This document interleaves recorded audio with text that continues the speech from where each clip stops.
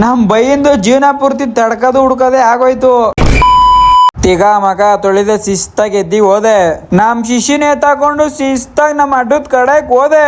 ಬರೀ ತಡ್ಕದ್ ಹುಡ್ಕದೆ ಆಗೋಯ್ತು ನಮ್ ಬೈಯಿಂದು. ಶಿಸ್ತಾಗ ಒಂದ್ 90 ಏರ್ಸ್ಕೊಂಡ್ ಮನೆ ಕಡೆಕ್ ಬಂದೆ. ಸಾಂಗ್ ಹಾಕ್ಬಿಟ್ಟು ಸ್ನಾನದ ಮನೆ ಕಡೆಕ್ ಹೋಗ್ಬಿಟ್ಟು ಸ್ನಾನ ಮಾಡ್ಕೊಂಡ್ ಬಂದೆ. ಮಸ್ತಾಗಿ ರೆಡಿ ಆದೆ. ಜೋಗಿ ಜೋಗಿ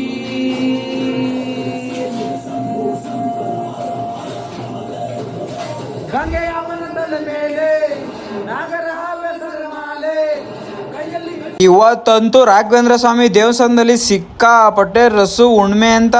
ಹಂಗೋ ಹಿಂಗೋ ನಮ್ ಗುರುಗಳು ದರ್ಶನ ತಗೊಂಡು ಪ್ರಸಾದ ಹಾಕೊಟ್ರು. ತಿನ್ಕೊಂಡ್ ಶಿಸ್ತಾಗ ಮನೆ ಕಡೆಗ್ ಬಂದೆ.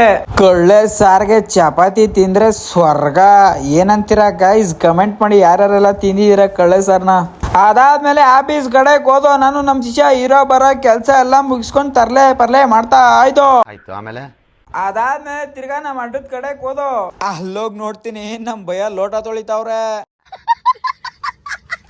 ಆಮೇಲೆ ನಮ್ ಭಯ ಯಾವ್ದೋ ಕಿತ್ತೋಗಿರೋದು 150 ರೂಪಾಯಿ ಇಯರ್ಫೋನ್ ತಗೊಬಂದ್ಬಿಟ್ಟವ್ರೆ. ಅದನ್ನ 7,000 ಹೇಳ್ತಾವ್ರೆ.